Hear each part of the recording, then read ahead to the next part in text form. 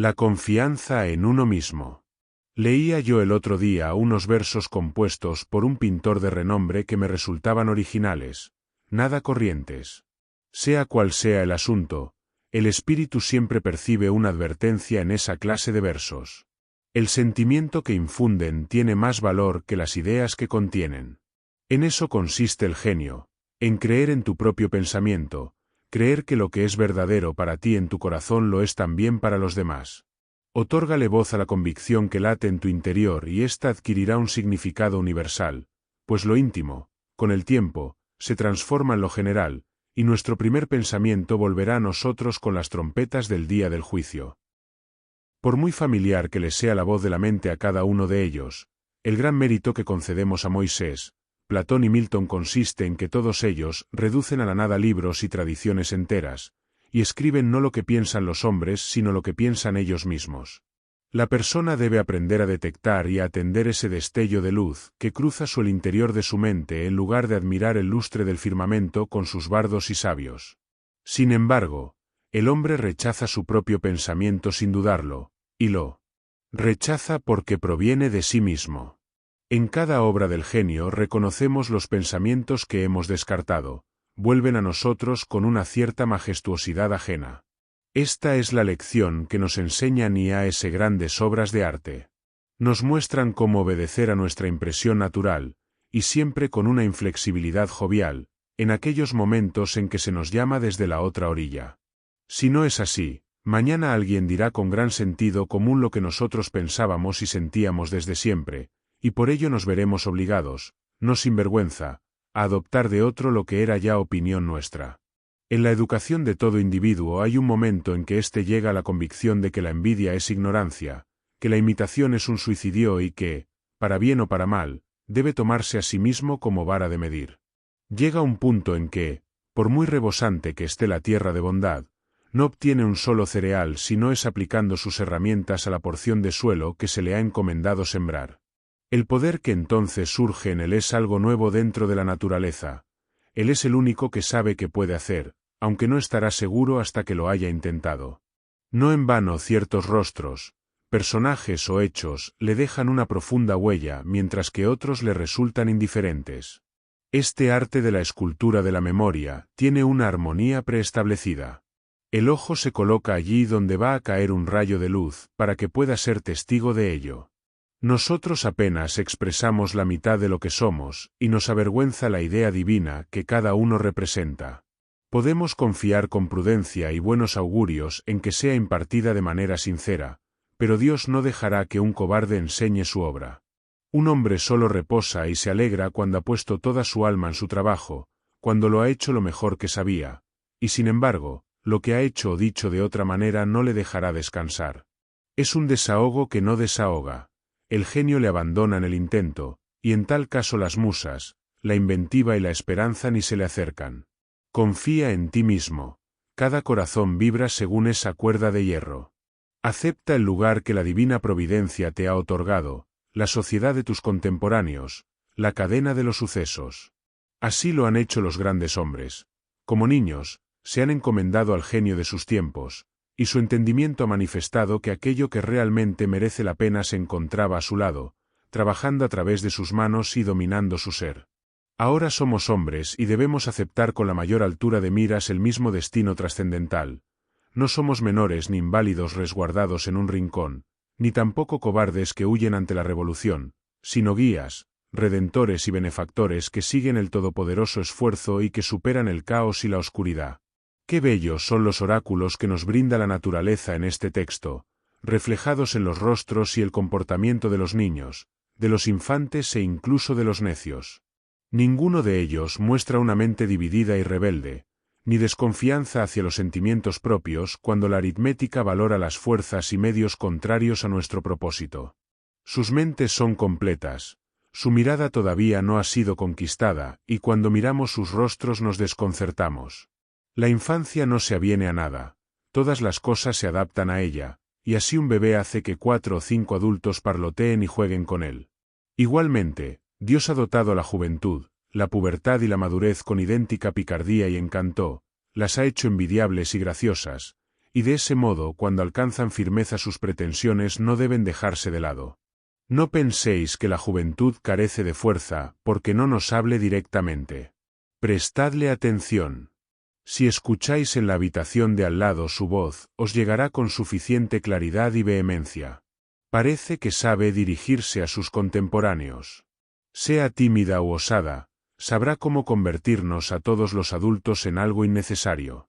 Esa impasibilidad del joven que sabe que siempre tiene un plato caliente en su mesa y que, como si se tratase de un señor, declina decir algo amable para ganarse nuestra admiración, no deja de ser una sana actitud de la naturaleza humana.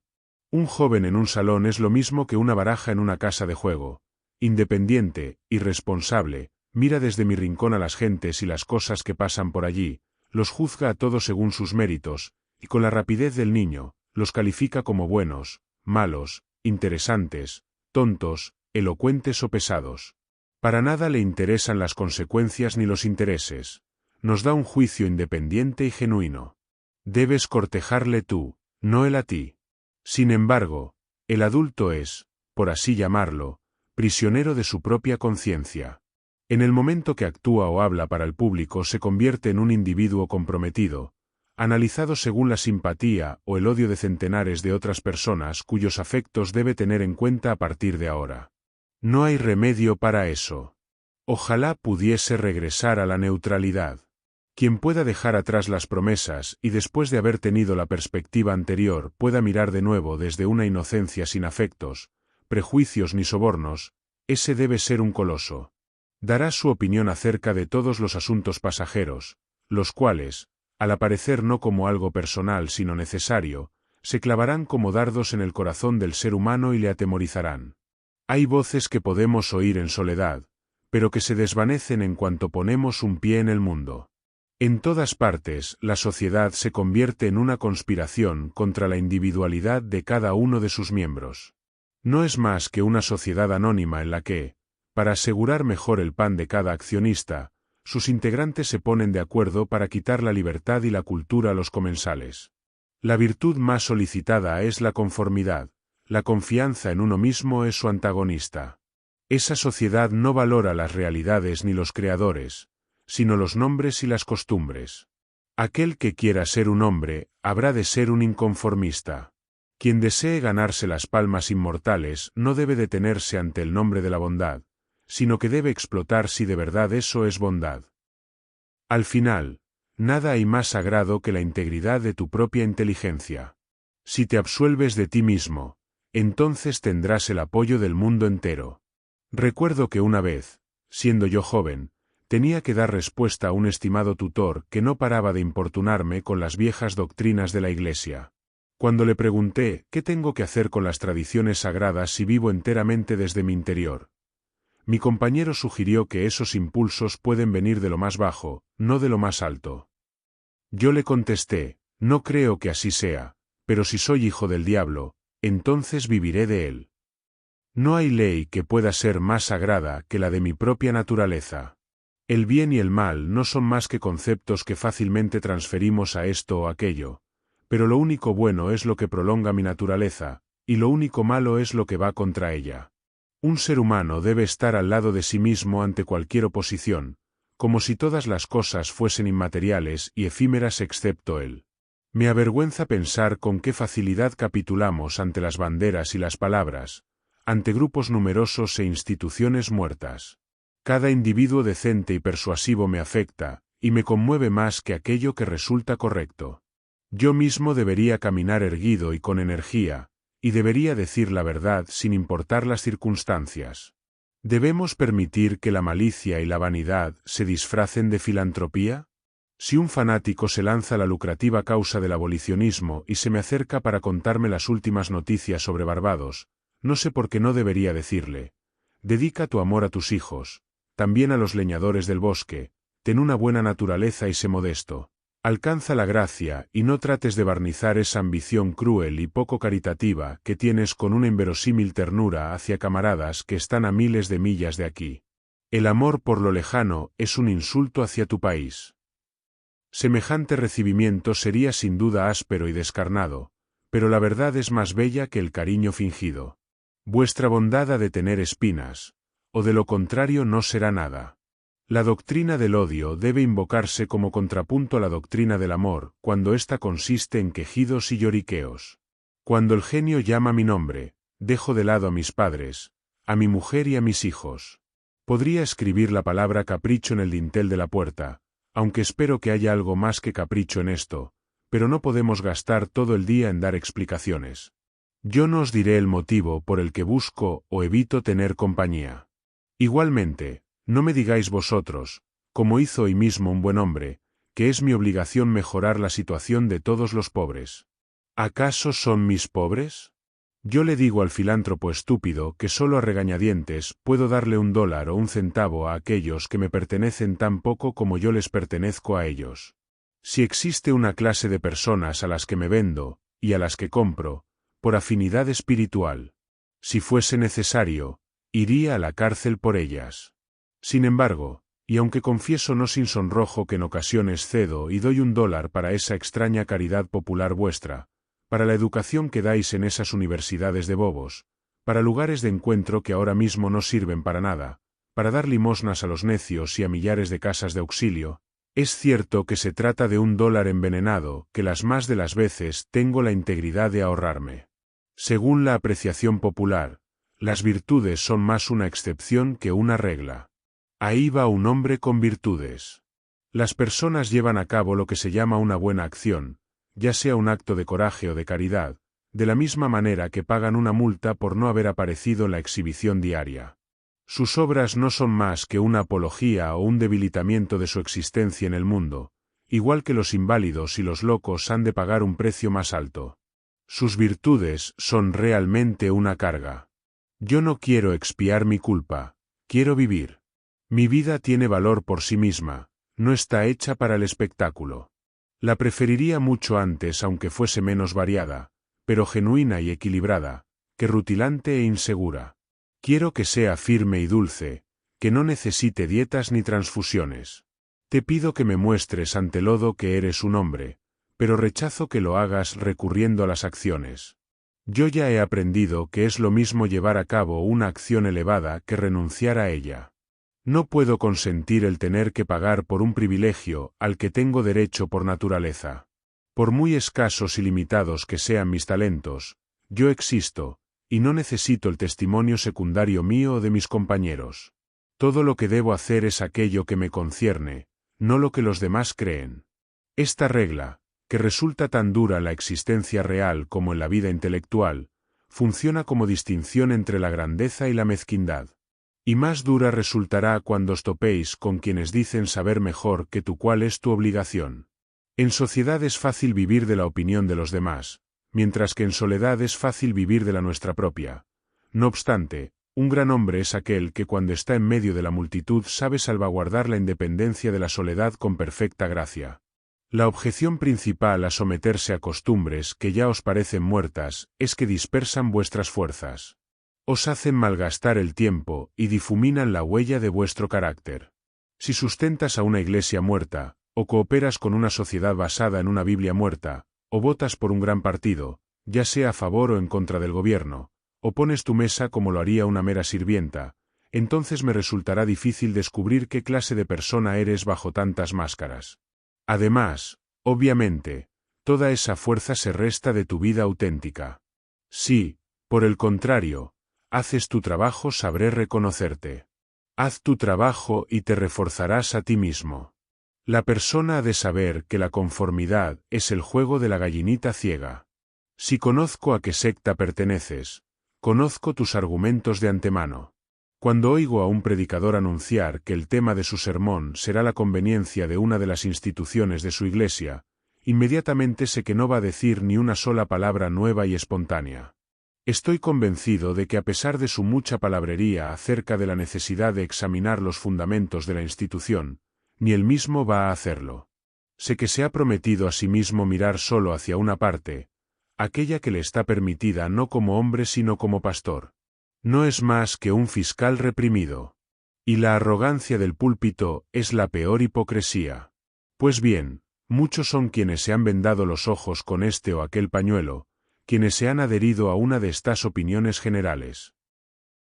Esta sumisión no les hace falsos en unos pocos asuntos ni autores de unas pocas mentiras, sino que son falsos en todo.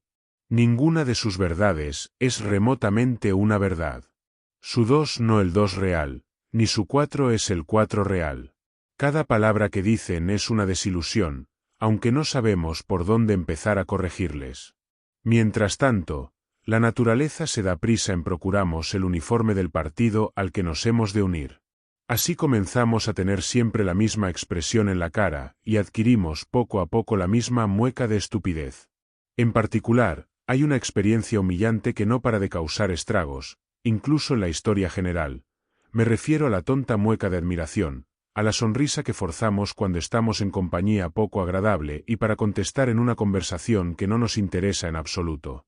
Los músculos, que no se mueven espontáneamente, lo hacen según una voluntad mezquina, se tensan a todo lo largo del rostro y dan una sensación de lo más desabrida.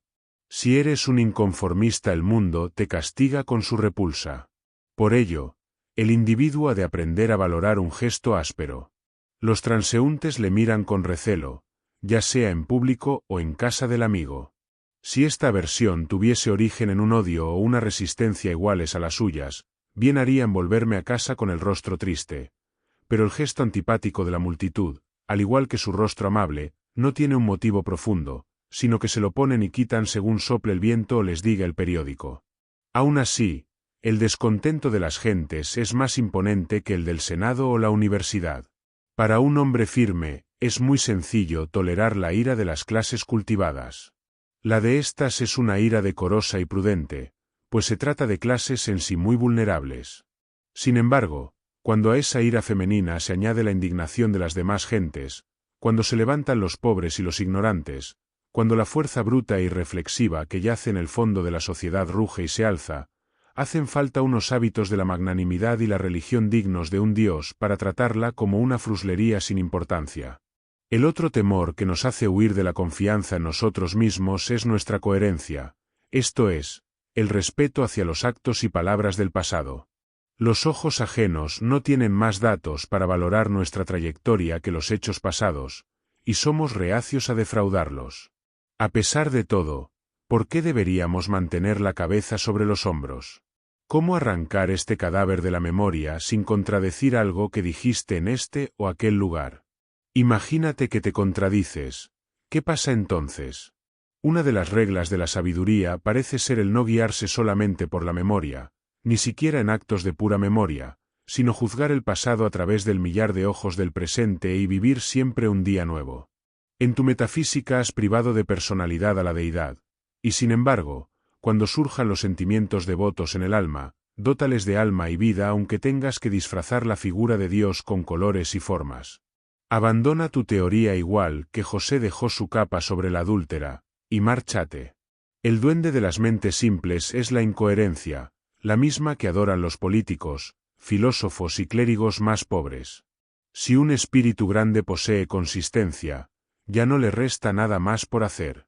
Puede dedicarse por entero a sí mismo y a su sombra. Di lo que piensas hoy con palabras austeras, y de la misma manera mañana di lo que piensas aunque contradiga lo que has dicho hoy. Así te asegurarás de que todos te malinterpreten. ¿Es por ello tan malo que le malentiendan a uno? Incomprendidos fueron Pitágoras, Sócrates, Jesús, Lutero, Copérnico, Galileo, Newton y todos los demás espíritus puros y sabios que se han encamado en el mundo. Ser grande consiste en ser incomprendido. Supongo que nadie puede violar su propia naturaleza. Todas las efusiones de su voluntad están cercadas por la ley de mi ser, del mismo modo que los salientes de los Andes y el Himalaya resultan insignificantes en la curva general del globo. Tampoco importa demasiado cómo calibras o pones a prueba al individuo. Una personalidad es como unas siglas o como un verso palíndromo. Significa lo mismo ya lo leas hacia adelante o hacia atrás. En esta existencia deliciosa y retirada que Dios me ha concedido me permito ir anotando mis humildes pensamientos día tras día sin mirar hacia adelante o hacia atrás. Y no me cabe duda de que todos ellos son simétricos aunque yo ni los vea ni los quiera así. Mi obra ha de tener el aroma de los pinos y el zumbido de los insectos. Las golondrinas que sobrevuelan mi tejado deben enganchar en mi propia red los hilos o pajitas que llevan en el pico. Pasamos por aquello que somos. El carácter educa por encima de la voluntad. El ser humano piensa que puede comunicar sus virtudes o sus vicios solamente mediante acciones abiertas, y es incapaz de darse cuenta de que la virtud y el vicio en todo momento respiran por sí solos. Siempre habrá acuerdo acerca de cualquier variedad de acciones cuando éstas sean honestas y naturales en su momento. Es así porque de una sola voluntad emanan acciones en armonía, por muy distintas que parezcan entre sí. Sus diferencias se pierden al mirarlas desde cierta distancia, desde una forma de pensar más alta. Una sola tendencia las une a todas. Los mejores barcos navegan en una línea en zigzag producto de 1000 virajes, pero si se mira desde la distancia, la línea se endereza. Una acción genuina vuestra no solo se explicará a sí misma, sino también a las demás de su clase. Por el contrario, vuestra conformidad no explica nada. Actuad de manera individual, y todo lo que hayáis hecho de ese modo os justificará. La grandeza llama al futuro. Si hoy puedo ser lo suficientemente fuerte para actuar correctamente y burlarme de las miradas de los otros, es porque ya lo debo haber hecho en el pasado y así puedo defenderme. Sea como fuere, actúa bien en este momento. Si desechas las apariencias podrás hacerlo. La fuerza del carácter es acumulativa. Los días virtuosos del pasado obran su fuerza en el presente. ¿De qué, si no, se compone la majestuosidad de los héroes del Senado y de la campaña que tanta imaginación ha colmado? La conciencia de tener detrás de sí todo un tren de días memorables y de victorias, días que arrojan una luz uniforme sobre aquel que viene a actuar después y al cual vigila una escolta de ángeles.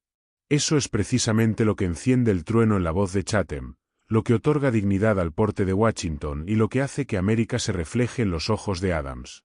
El honor nos resulta venerable porque no es efímero, es siempre una virtud antigua. Hoy lo reverenciamos porque no pertenece al presente. Le tenemos afecto y le rendimos homenaje porque no constituye una trampa para nuestro amor y nuestra ofrenda, sino que depende de la persona, se deriva de ella, y por eso pertenece a una casta vetusta e inmaculada, incluso cuando se muestra en una persona joven.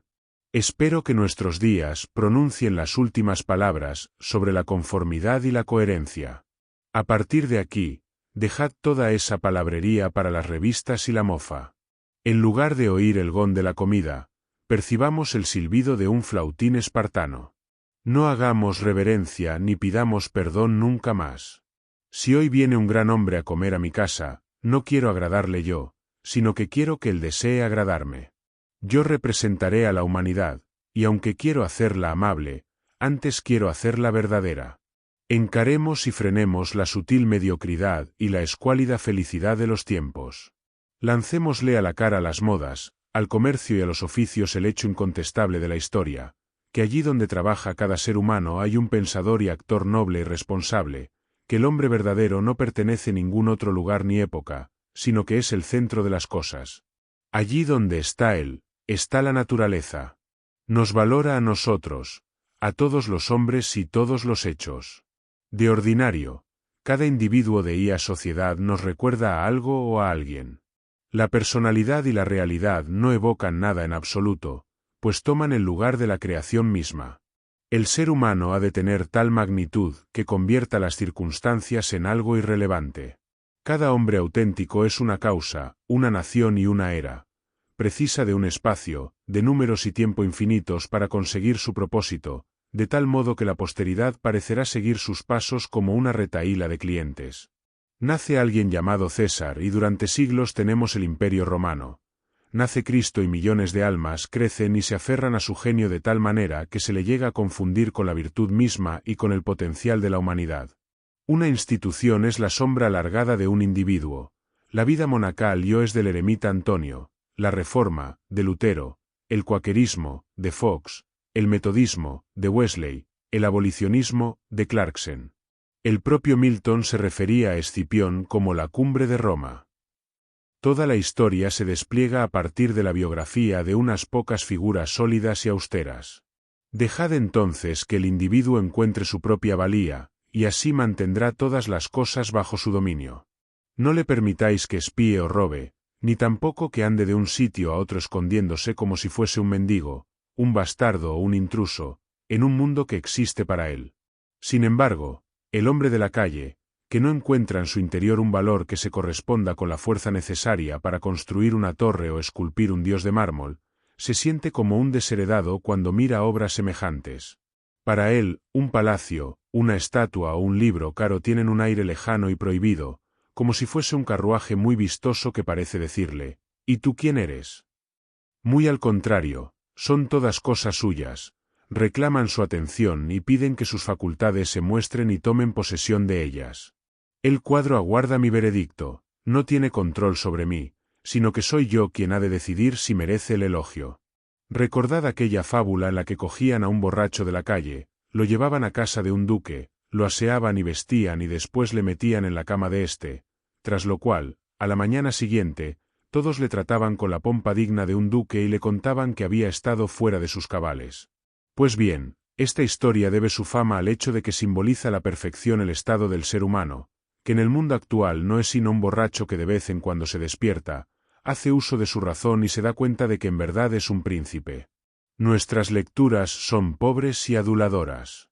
En lo que atañe a la historia, nuestra propia imaginación nos engaña. Los reinos y la nobleza, el poder y la clase social, forman un vocabulario más llamativo que ese John o Edward particulares que viven en sus pequeñas casas y trabajan todos los días. Sin embargo, los asuntos vitales son los mismos para todos, y la suma de todos ellos nos da el mismo resultado. ¿Por qué tanta deferencia hacia Alfredo, Skanderbeg y Gustavo? Imaginemos que fueron todos ellos hombres virtuosos. ¿Es que agotaron las virtudes? Lo que depende de tus actos privados hoy es tan grande como lo que aquellos dejaron tras sus célebres pasos públicos. Cuando un individuo particular actúa a partir de un punto de vista original, las acciones de los reyes le transfieren el esplendor de los caballeros. Al mundo lo han educado sus reyes, los cuales han hipnotizado los ojos de las naciones. Un símbolo de tal calibre nos ha enseñado la reverencia mutua que el hombre ha de tener con los demás hombres. Esa lealtad gozosa con la que individuos de todo el mundo han soportado que sus monarcas, nobles o propietarios se guiasen según sus leyes particulares, que para juzgar a los hombres y las cosas tuviesen una escala distinta, que no pagasen sus privilegios con dinero sino con honor y que se creyesen representantes de la ley, constituye el jeroglífico mediante el cual han tenido oscura conciencia de sus derechos y su gallardía, lo cual es atributo de todos los hombres. El atractivo que ejerce toda acción original se explica cuando preguntamos acerca del motivo de la confianza en uno mismo. ¿Quién confía? ¿Sobre qué sujeto primigenio puede fundamentarse una confianza universal? ¿Cuál es la naturaleza y el poder de esa estrella que desafía a la ciencia, ese astro sin paralelo ni elementos mensurables que arroja un haz de belleza incluso sobre acciones impuras y triviales siempre que aparece el más mínimo rastro de independencia?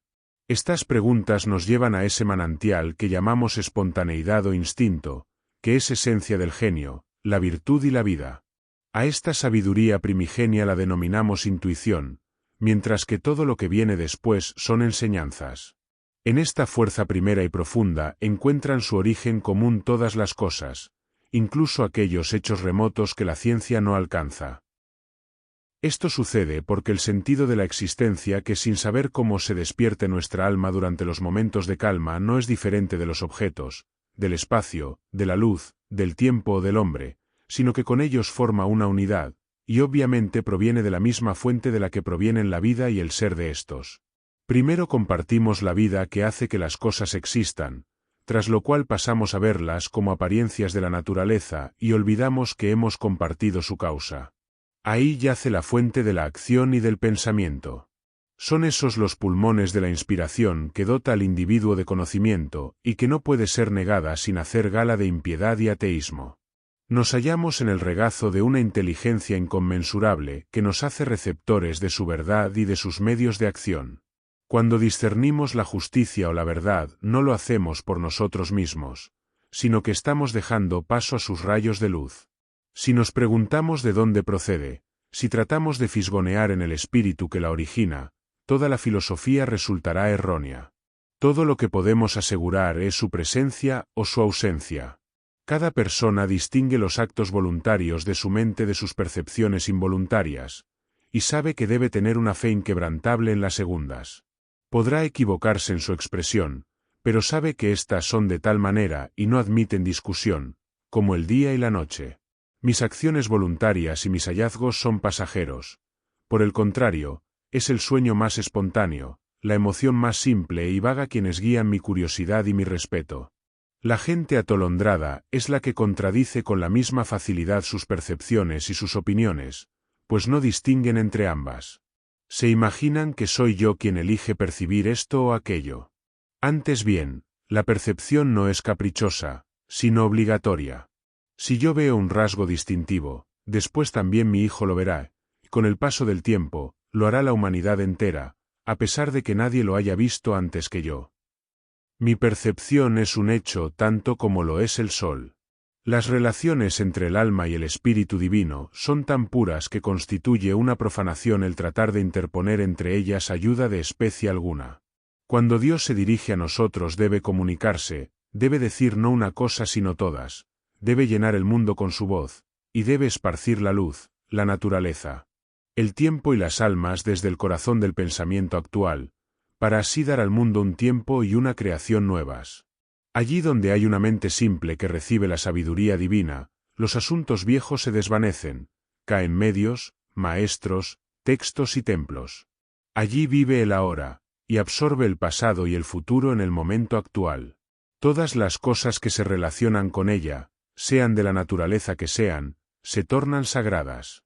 La causa de las cosas disuelve a éstas, y los milagros particulares desaparecen en un milagro universal.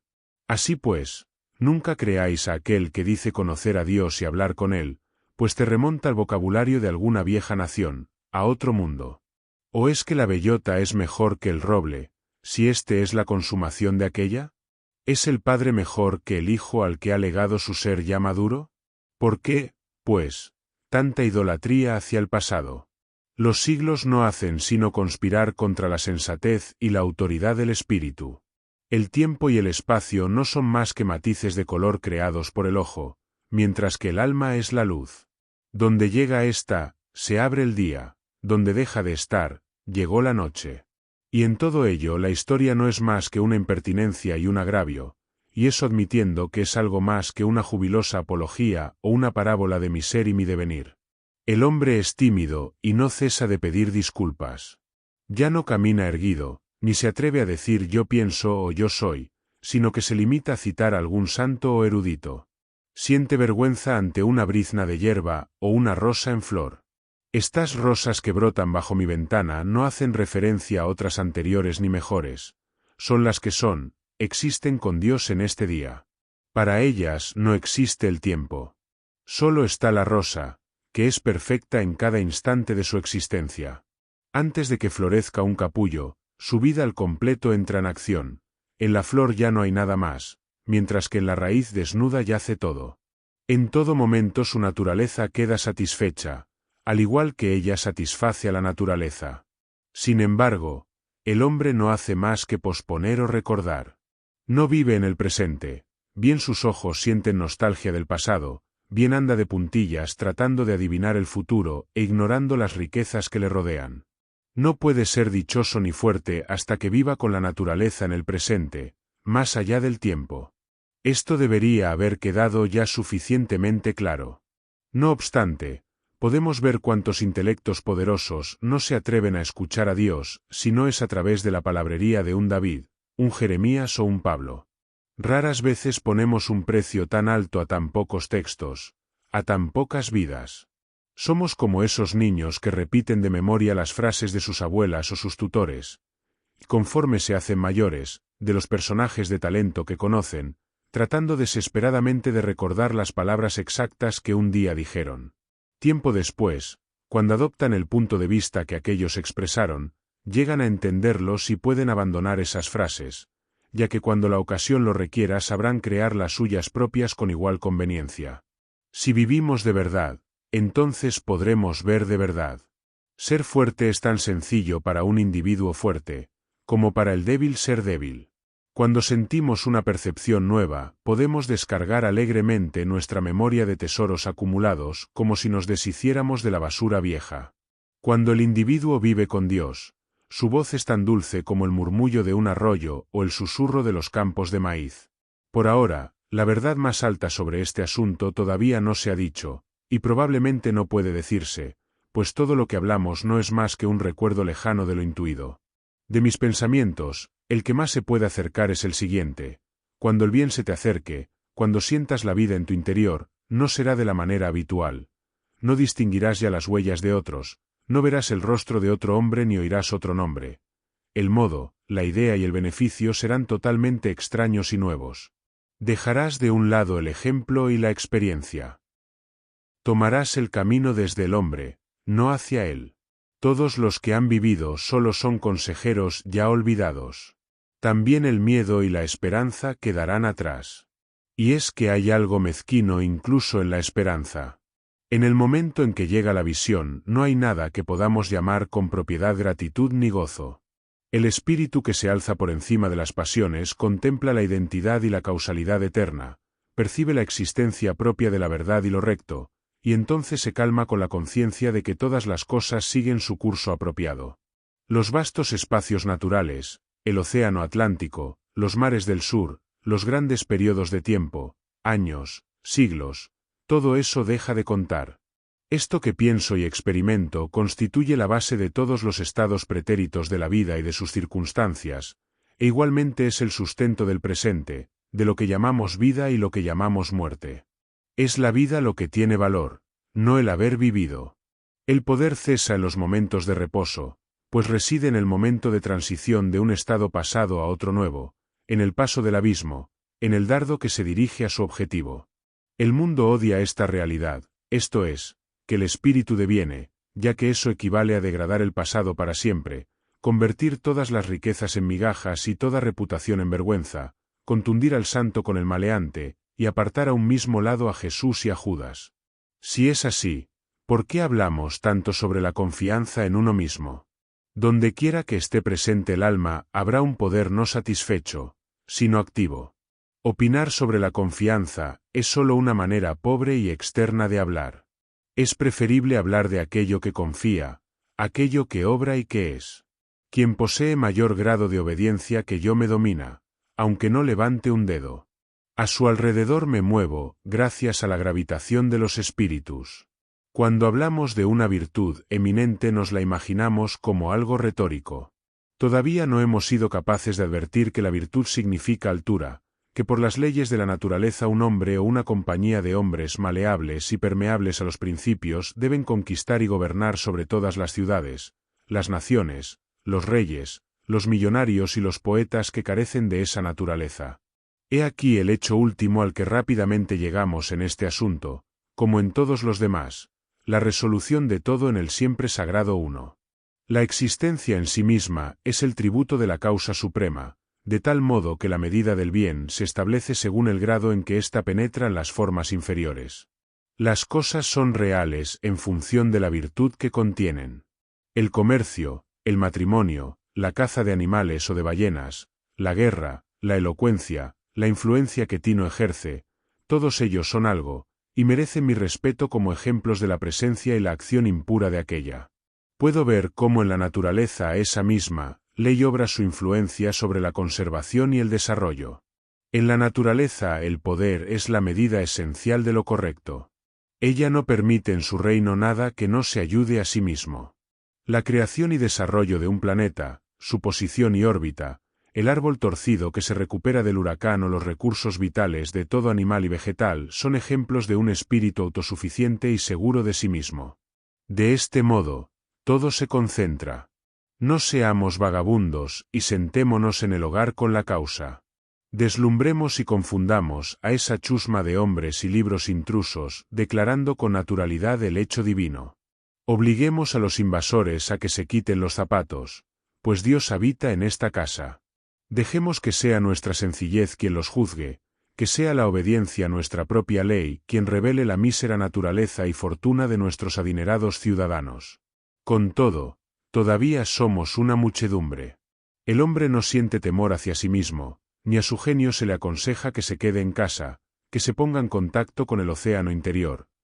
Al contrario, se marcha al extranjero para mendigar un vaso de agua de las fuentes de otros. Debemos caminar solos. Prefiero sentir el silencio que inunda la iglesia antes del servicio por encima de cualquier oración. ¡Qué lejanas! ¡Qué serenas y castas parecen las personas rodeadas por un recinto o santuario! Sentémonos nosotros siempre. ¿Por qué deberíamos asumir los errores del amigo, la esposa, el padre o el hijo? ¿Es porque nos sentamos alrededor del mismo fuego, o porque se dice que por nuestras venas corre la misma sangre? Todos los hombres tienen mi sangre, y yo tengo la de ellos, y no por eso voy a adoptar su misma postura ridícula y petulante, pues incluso llego hasta el punto de sentir vergüenza ajena. Vuestra soledad no debe ser mecánica sino espiritual, es decir, debe ser una elevación. Hay ocasiones en que se diría que el mundo parece confabularse para importunarnos con minucias cargadas de pompa. Amigos. Clientes, niños, enfermedades, temores, necesidades, caridad. Todos llaman a la puerta de tu refugio y te gritan: sal con nosotros. Tú has de mantener tu condición y no mezclarte con sus desórdenes. El poder que tienen los hombres para molestarme, se lo he concedido yo con una débil curiosidad.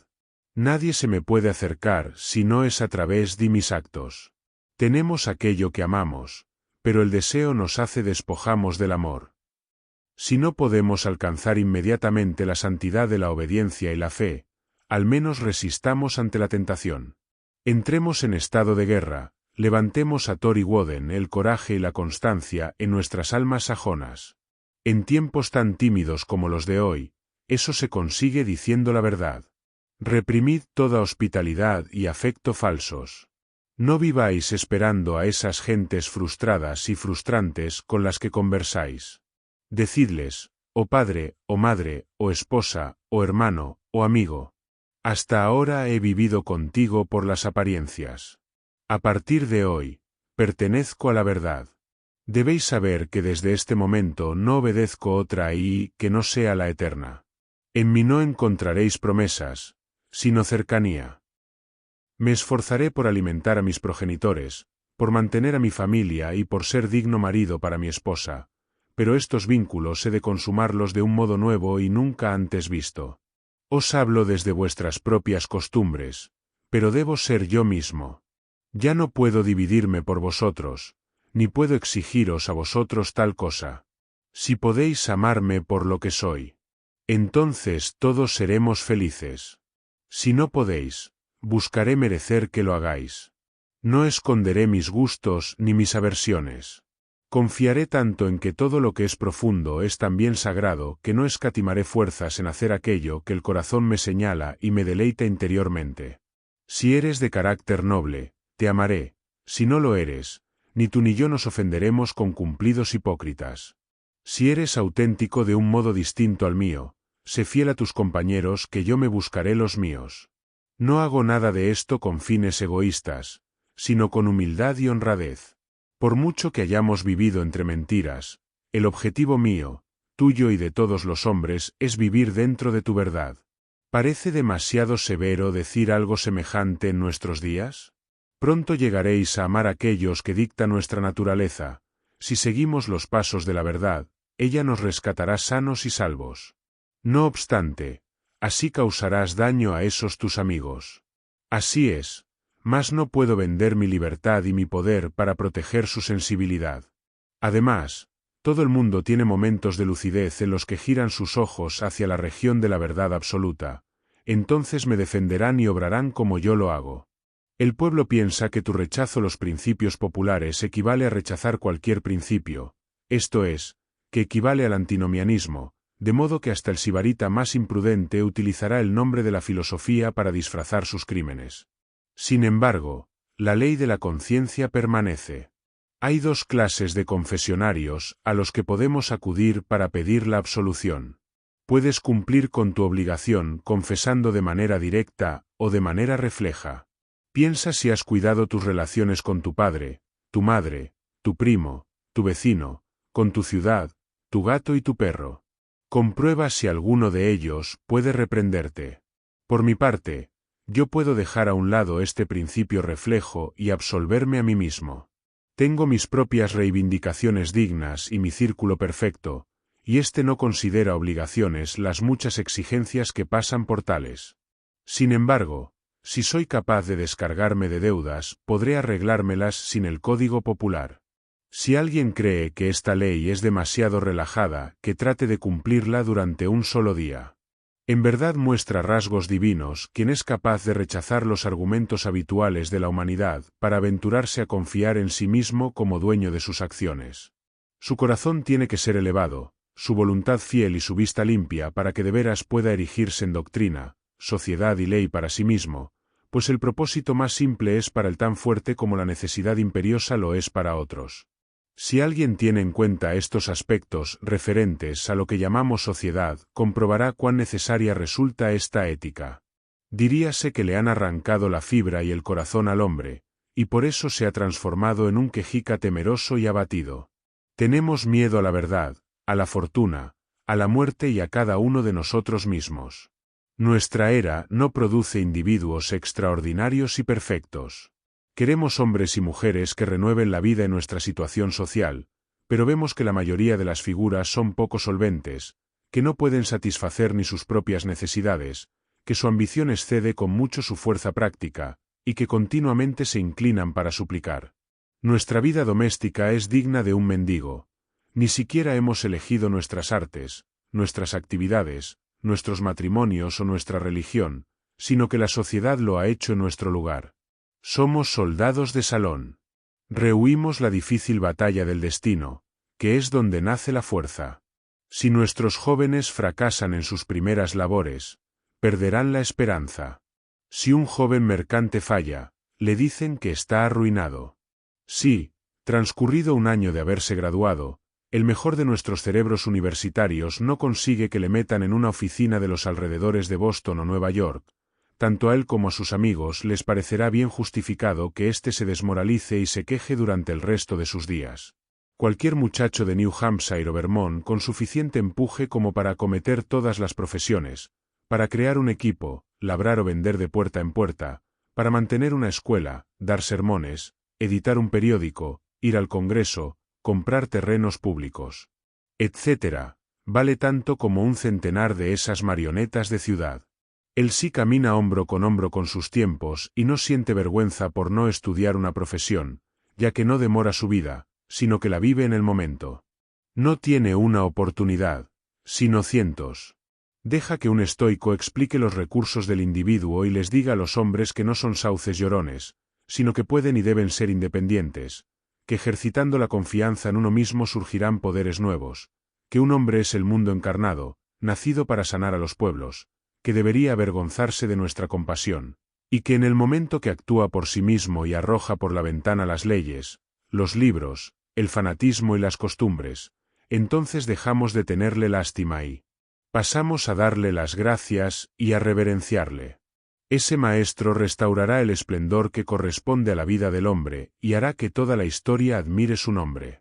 No resulta difícil comprobar que una firme confianza en uno mismo ha de provocar una revolución en todas las funciones y vínculos del individuo, en su religión, su educación, sus ambiciones, su modo de vida, sus alianzas, sus propiedades y sus reflexiones. ¿A qué oraciones se entregan los hombres? Eso que llaman oficio sagrado tiene poco de valiente y de varonil. La oración mira hacia afuera y reclama que una virtud ajena aporte un complemento también ajeno, y para ello se pierde en un embrollo infinito acerca de lo natural y lo sobrenatural, lo meditativo y lo milagroso. Un rezo que implora una comodidad particular, cualquier cosa que no sea el bien universal, está corrompido. La oración es la mirada sobre los hechos vitales desde el punto de vista más alto. Es el soliloquio de un espíritu contemplativo y jubiloso. Es el espíritu de un Dios que aprueba su propia obra. Sin embargo, cuando la plegaria tiene como objetivo un fin privado se transforma en una mezquindad y un robo, ya que supone una dualidad, y no una unidad en la naturaleza y en la conciencia. En cuanto el individuo se une a Dios, deja de mendigar. En ese momento es capaz de ver una oración en todas las acciones. La del campesino que se arrodilla en el campo para quitar la mala hierba, o la del remero que también se arrodilla a la llamada de su timonel, son plegarias de verdad que se puede escuchar a lo largo y ancho de toda la naturaleza, si bien en este caso buscan objetivos sencillos. En la obra Bonduca de Fletcher, cuando al personaje de Catarach le advierten que debe conocer los pensamientos del dios Ándate, responde: su significado oculto yace en nuestros esfuerzos, nuestros valores son los mejores dioses. Nuestros lamentos son otro tipo de plegarias falsas. El descontento es la carencia de confianza en uno mismo, una enfermedad de la voluntad. Lamentad las calamidades si con ello podéis ayudar a quien las sufre, si no es así, aplicaos a vuestra tarea y con ello comenzará a repararse el mal. Nuestra compasión es tan mezquina como el lamento. Acudimos a quienes lloran por tonterías, nos sentamos a su lado y lloramos para acompañarlos, en lugar de mostrarles la verdad y la salud con descargas eléctricas que les pongan de nuevo en comunicación con su propio sentido común. El secreto de la fortuna está en la alegría de nuestras manos. Dioses y hombres dan la bienvenida a todo aquel que se ayuda a sí mismo. Para él todas las puertas están abiertas, todas las voces le saludan, todos los honores le coronan y todas las miradas le siguen con deseo. A él va nuestro amor y lo abraza, precisamente porque no lo necesita. Le tocamos y recibimos con ansia y precaución porque decidió seguir su camino e ignorar nuestras críticas. Los dioses le aman porque los hombres le odian. Los benditos inmortales, decía Zoroastro, socorren a aquel que persevera. Al igual que las oraciones de los hombres son una enfermedad de la voluntad, los credos lo son del intelecto. Dicen lo mismo que aquellos bobos israelitas: que no sea Dios quien nos hable, que si no moriremos. Habla tú, o que hable cualquiera de los nuestros, y le obedeceremos. No hay lugar donde no me resulte imposible encontrar a Dios en mi hermano, pues éste ha cerrado ya las puertas de su propio templo y se limita a recitar las fábulas del Dios de su hermano, o del Dios del hermano de su hermano. Una mente nueva es una nueva clasificación. Si esta mente posee una actividad y una fuerza fuera de lo común, ya sea un Lac, Lavoisier, Hutton, Betam o Fourier, impondrá su clasificación a los demás, y de ahí nacerá un nuevo sistema. La satisfacción del discípulo es proporcional a la profundidad del pensamiento y a la cantidad de objetos que éste toca y deja al alcance de aquel. Esto se puede comprobar fácilmente en los dogmas y en las iglesias, que también son clasificaciones de un espíritu poderoso al actuar sobre las ideas básicas del deber y de la relación entre el hombre y el Altísimo. Tal sucede con el calvinismo, el cuaquerismo o los seguidores de Swedenborg. El creyente lo somete todo a la nueva terminología, y por ello experimenta el mismo placer que siente esa niña que aprende botánica mientras ve un campo nuevo con nuevas plantas. Durante un cierto tiempo, el discípulo creerá que su inteligencia ha aumentado gracias al estudio de la mente de su maestro. Sin embargo, las mentes simples idolatran las clasificaciones, las hacen pasar por fines en sí mismos y no por instrumentos provisionales, de tal modo que los muros del sistema y los del universo se les mezclan allá en el horizonte. Creen que los astros cuelgan del arco que construyó su maestro. No pueden entender por qué vosotros, seres extraños, deberíais tener derecho a mirar. Ni siquiera entienden que vosotros también sabéis mirar. Deben habérselas ingeniado para robarnos la luz. No se dan cuenta de que la luz, azarosa e indómita, penetrará en todas las casas, incluso en las suyas. Dejadles que graznen y crean que les pertenece.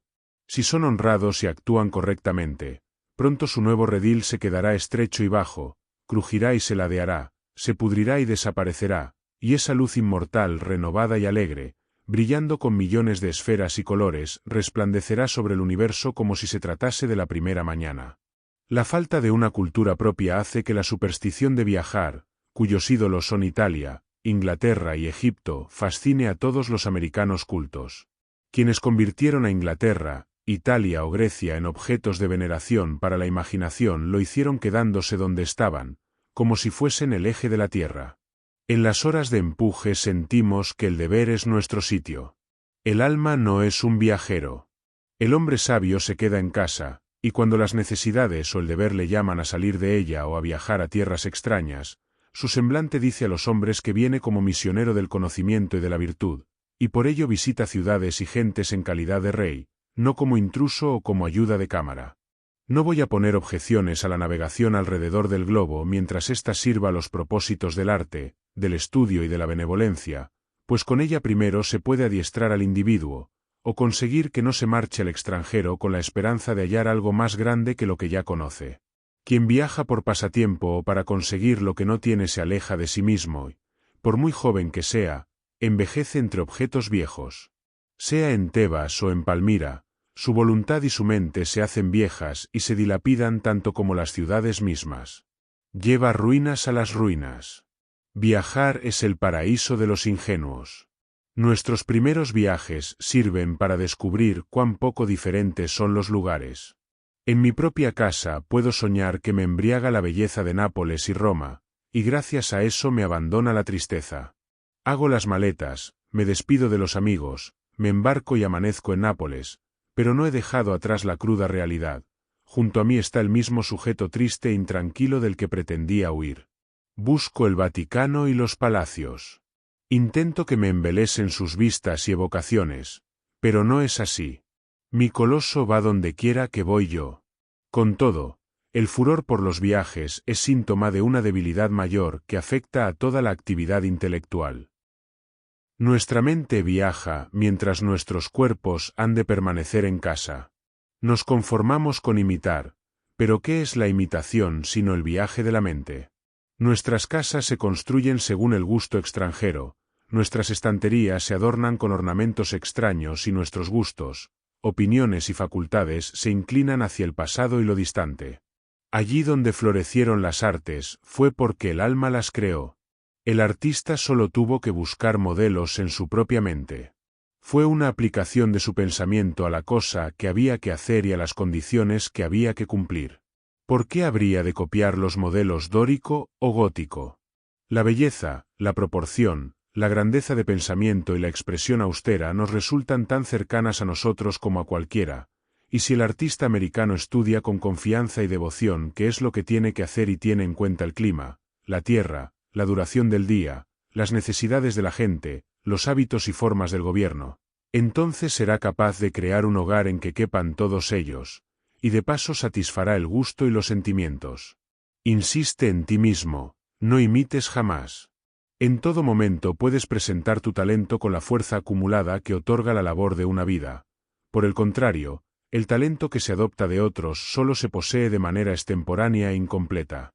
Solo el hacedor puede decir lo que uno sabe hacer mejor. Nadie sabe qué es hasta que él se lo muestre. Si no, ¿dónde está el maestro que pudo enseñar a Shakespeare? Y el de Franklin, Washington, Bacon o Newton. Todo gran hombre es único. El escipionismo de Escipión es precisamente la parte de la que no podemos apropiarnos. Shakespeare nunca emergerá del estudio de sus obras. Haz aquello que se te ha asignado, y no podrás esperar ni arriesgarte demasiado. En este momento te aguarda una frase tan valiente y sublime como el escoplo de Fidias, la espátula de los egipcios o la pluma de Moisés o Dante, aunque distinta de todas ellas. No parece probable que un espíritu tan fértil y elocuente, y con tantas voces distintas, se digne a repetirte las cosas. Sin embargo, si puedes oír a estos patriarcas podrás responderles con el mismo tono de voz, pues el oído y la lengua son dos órganos de una misma naturaleza. Habita las regiones sencillas y nobles de tu vida, obedece a tu corazón y llegarás a reproducir de nuevo el antemundo. Si nuestra religión, nuestra educación y nuestro arte dirigen la mirada al extranjero, lo mismo ocurre con el espíritu de nuestra sociedad. Todos los hombres alardean de haber contribuido al progreso de la sociedad, y sin embargo el hombre no ha progresado nada. La sociedad no progresa nunca. Cuando avanza por un lado, es para retroceder por otro. Está en continua transformación, es bárbara, civilizada, cristiana, opulenta o científica, pero estos cambios no constituyen una mejora. Por cada cosa que se nos concede, tenemos que entregar algo. La sociedad se enriquece con artes nuevas a costa de perder instintos antiguos. ¿Qué contraste entre, por una parte, el americano bien vestido que lee, escribe y piensa y lleva en su bolsillo un reloj, un lápiz y una letra de cambio, y, por otra, el nativo desnudo de Nueva Zelanda cuyas posesiones se reducen a un garrote, una lanza, una esterilla y un rincón en la choza común para pasar la noche? No obstante, si comparáis a salud de ambos veréis que el hombre blanco ha perdido su vigor primitivo.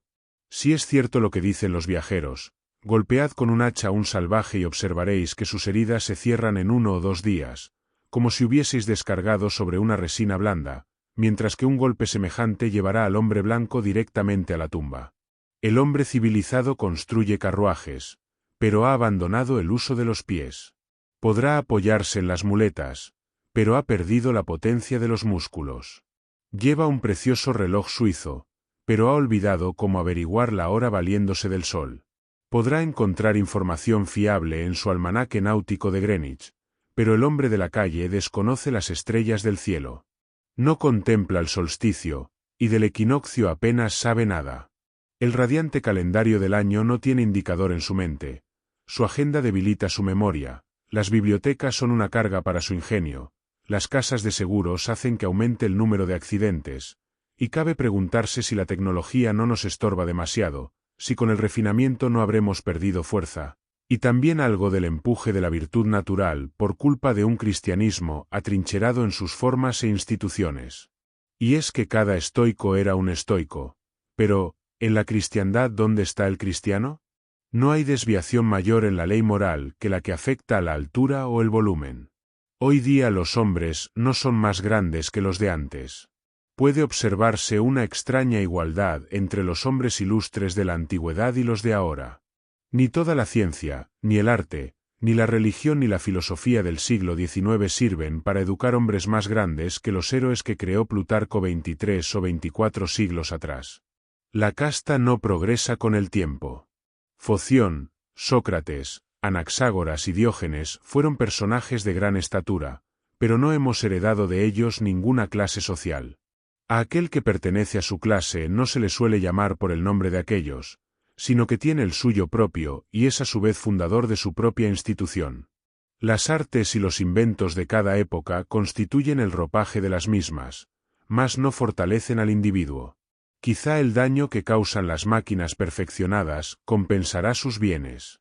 Hudson y Bering consiguieron tantas cosas con sus barcos de pesca que asombraron a Peary y a Franklin, cuyo equipamiento ya había agotado los recursos de la ciencia y el arte.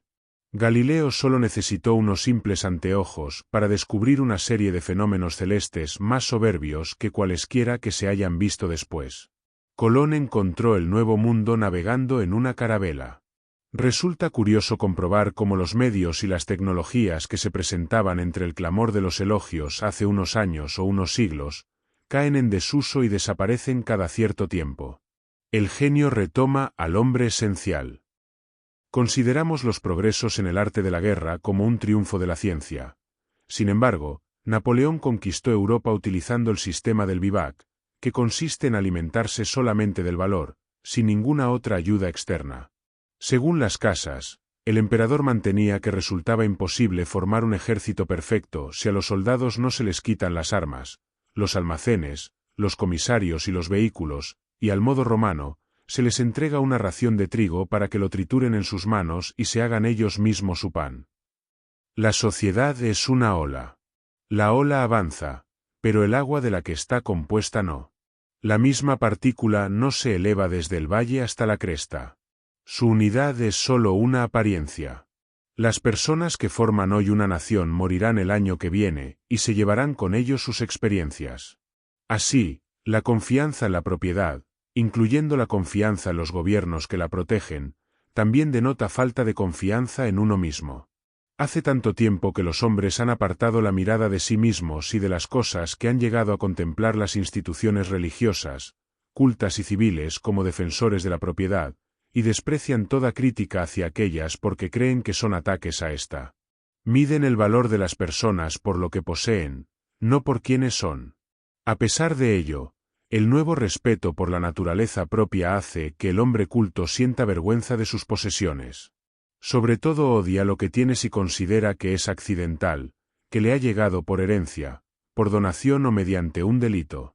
Entonces siente que eso no es poseer, que nada le pertenece, que sus bienes no tienen vínculos con su ser, sino que simplemente los conserva porque no hay ladrón ni revolución que se los arrebate.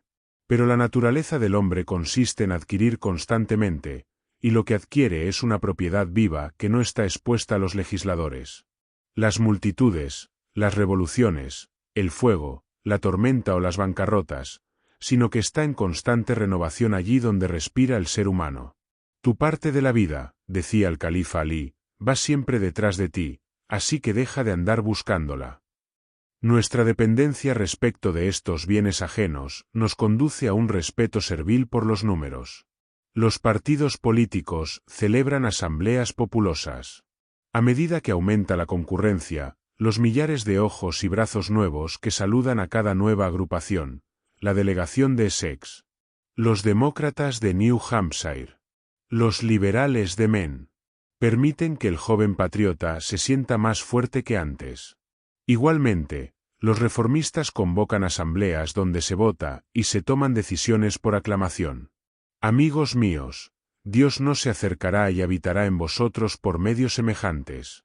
En el momento en que un hombre deja de lado todo el apoyo externo es cuando le veo fuerte y predominante. Cada vez que tiene que recurrir a su estandarte se hace más débil. ¿Acaso un individuo no es mejor que una ciudad? No le pidas nada al hombre, pues en un mundo en eterno cambio es tu columna firme la que debe aparecer como sustento de todo aquello que te rodea. Aquel que sabe que el poder es innato, que entiende que la debilidad proviene de buscar la bondad fuera de sí mismo, y sabiéndolo, se lanza su propio pensamiento, es quien puede caminar erguido, gobernar sus extremidades y obrar milagros, igual que quien camina apoyándose en los pies es más estable que quien lo hace sobre la cabeza. Así pues, utilizad aquello que llamamos fortuna. Muchos son quienes juegan con ella y lo ganan todo o lo pierden lodo, depende de la rueda. Pero tú has de entender que tales ganancias son ilícitas y debes desenvolverte en la causa y el efecto, que son los dignatarios de Dios. Trabaja y adquiere dentro de la voluntad, así retendrás la rueda de la fortuna y no tendrás que temer sus giros. Una victoria política, una subida de los alquileres, la recuperación tras una enfermedad o el regreso del amigo ausente son hechos que nos colman de alegría, y con buena lógica piensas que tras ellos han de venir días propicios. No te lo creas. Nada que no seas tú puede darte paz. Nada que no sea el triunfo de los principios. Fin del audiolibro. Muchas gracias por escucharnos hasta aquí.